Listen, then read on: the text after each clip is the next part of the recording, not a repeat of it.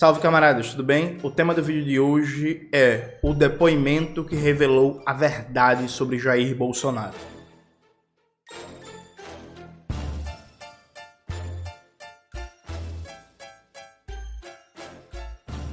Antes de começar propriamente o tema do vídeo do canal, quero muito agradecer a você que ajuda a manter e melhorar nosso canal a partir do Apoia-se. Seu apoio é fundamental para a gente continuar o nosso trabalho. Eu preferi o Pix, está aparecendo aqui como QR Code na tela do vídeo. Camaradas, note. Então a gente transmitiu aqui no Farol Brasil, está aparecendo o vídeo aí na tela.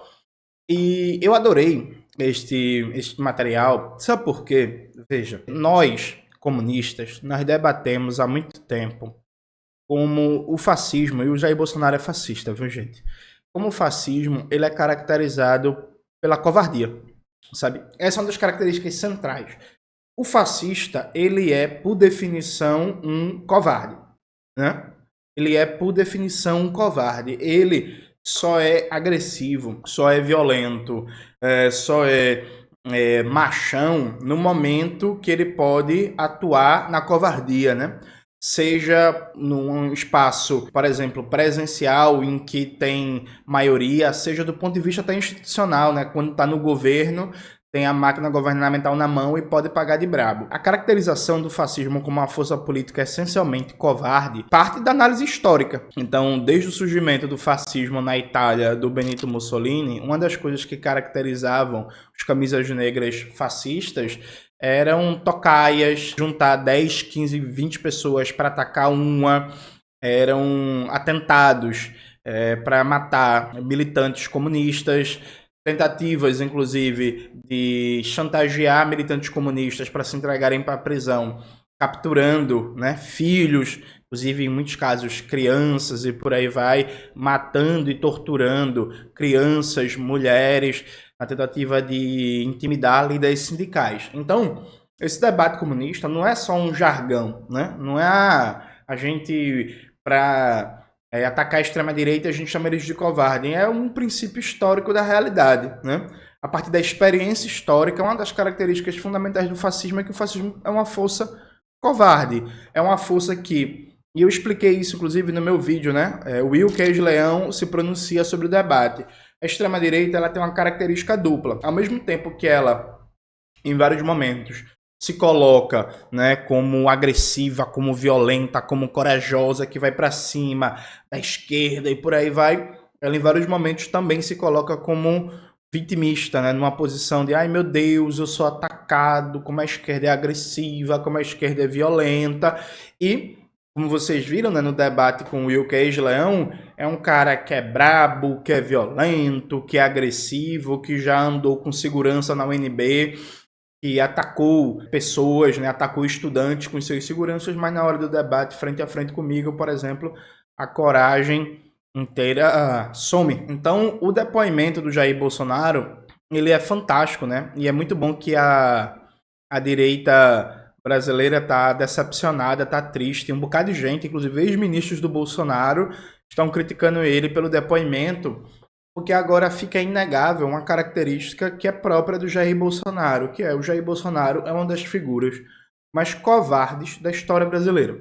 Presta atenção, isso aqui é muito importante. O Bolsonaro, ele se caracteriza por uma lógica política que ele sai dando facada nos seus apoiadores, né? E aqui, por que eu escolhi o termo facada? Não entendi, mas enfim.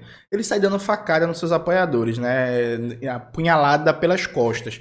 Então ele saiu traindo e abandonando um bocado de gente pelo caminho, né? Uma lógica de que todo mundo que está em volta dele tem risco de rodar amanhã, porque se precisar ele vai sair se livrando dos aliados. E aí, frente ao risco de prisão, e aí ele vai ser preso, está dado, a questão é saber quando, frente ao risco de prisão e frente ao Xandão, que o Bolsonaro queria matar, que o Bolsonaro participou de plano dos Kids Pretos para matar o Alexandre de Moraes, que o Bolsonaro falava em impeachment, que o Bolsonaro, quando era presidente, era brabo, era não sei o quê. Sabe o que foi que o Bolsonaro fez?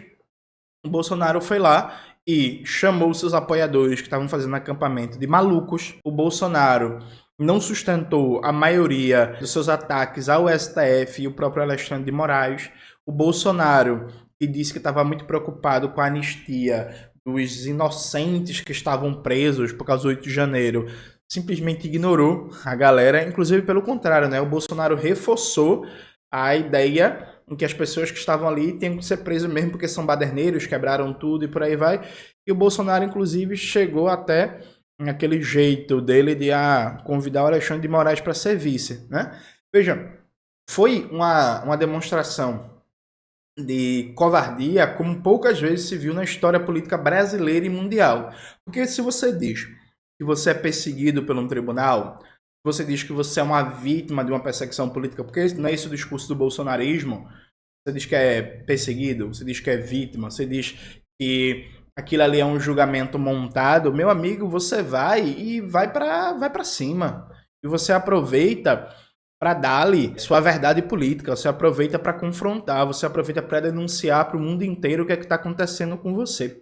Na história do movimento comunista, a gente tem vários julgamentos famosos em que lideranças comunistas que não reconheciam a legitimidade daquele tribunal que o estavam julgando, entendiam aquilo ali como um mero processo de perseguição política, foram lá e saltaram a boca no trombone, enfrentaram, confrontaram e fizeram discursos históricos. Evidentemente que eu não estou comparando o Bolsonaro com figuras de um peso histórico como George Dimitrov ou Fidel Castro, mas repare a diferença de postura, né?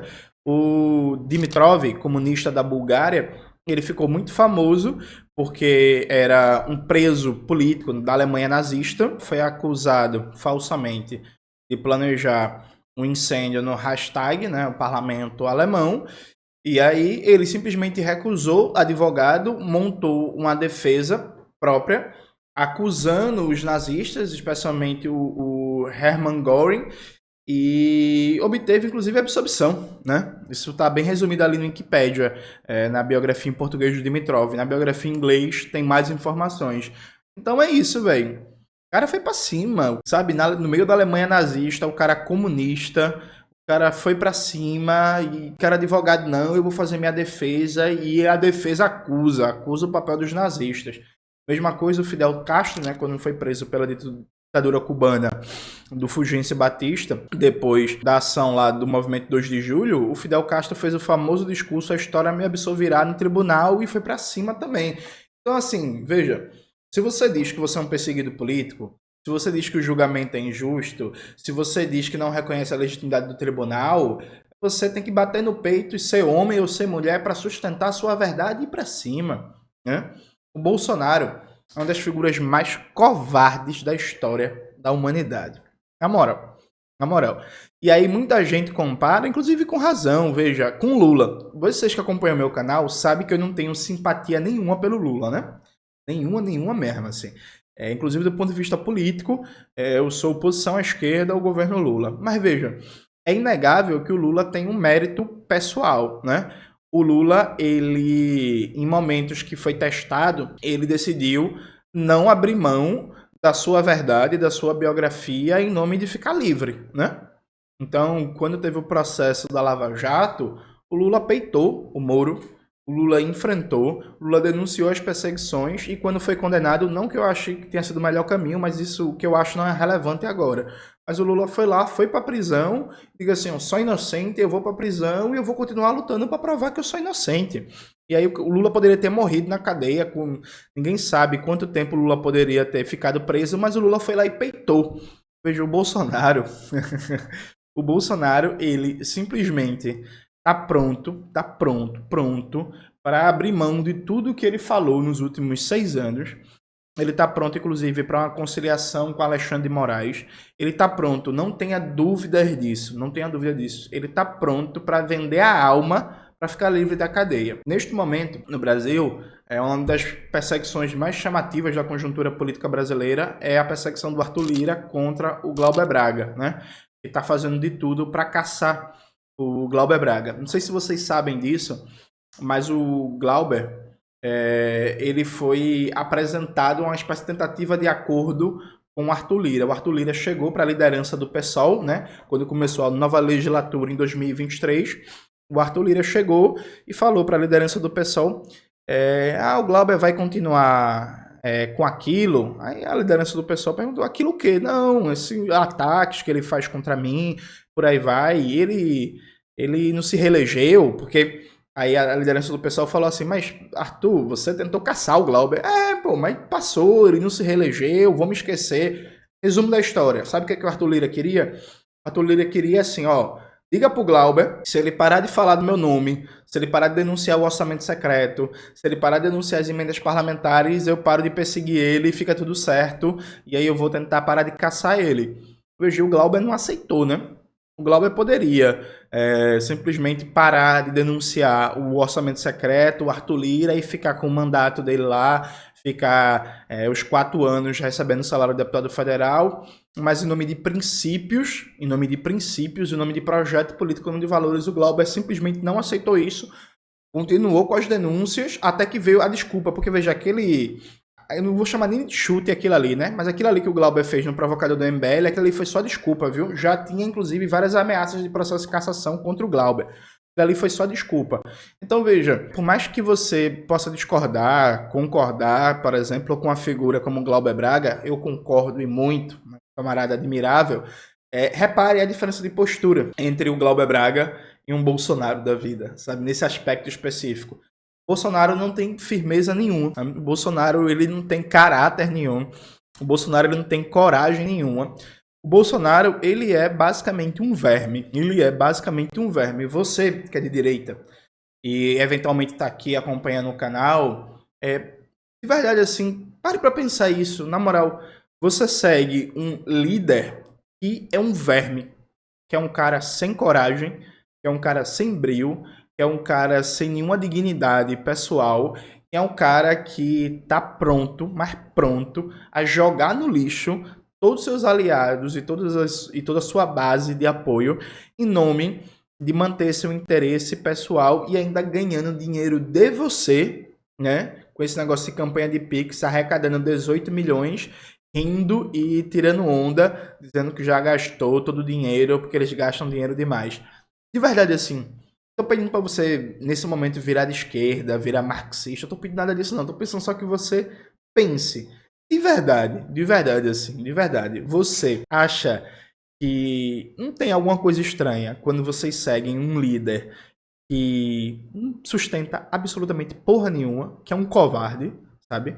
Porque, certa vez, o Luiz Carlos Prestes, dando uma entrevista pro Jô Soares, essa entrevista, inclusive, tem no YouTube, aí o Prestes estava analisando, né, as figuras políticas ali mais proeminentes da época, né, na década de 80.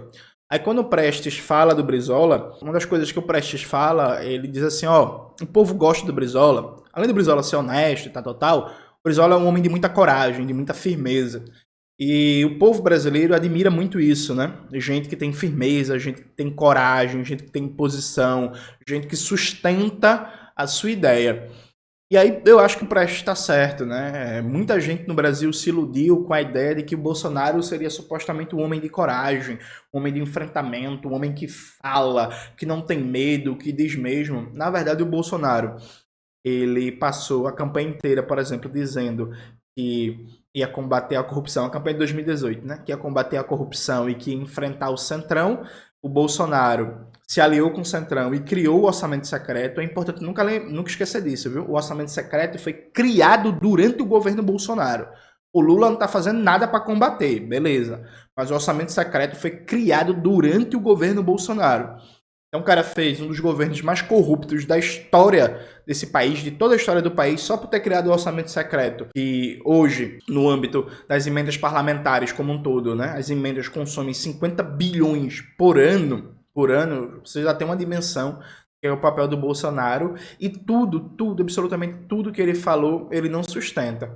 Então, assim, uma conversa bem franca e honesta. Para além do Bolsonaro ser um imbecil, a ideologia dele de extrema-direita, fascista, ser racista, ser misógina, ser entreguista, ser contra a classe trabalhadora, ser contra o Brasil, além de tudo isso, além dele ser um genocida, ele é um covarde. E aí, de verdade, eu pergunto a você, como é a sensação de ter como líder uma pessoa que é um covarde? Eu peço que você pense nisso, por favor. É isso, galera. Espero que vocês tenham gostado do vídeo de hoje do canal. Não se esqueça de se inscrever no canal, ativar o sininho, curtir esse vídeo, compartilhar, tudo isso que vocês já sabem. Um beijo e até a próxima.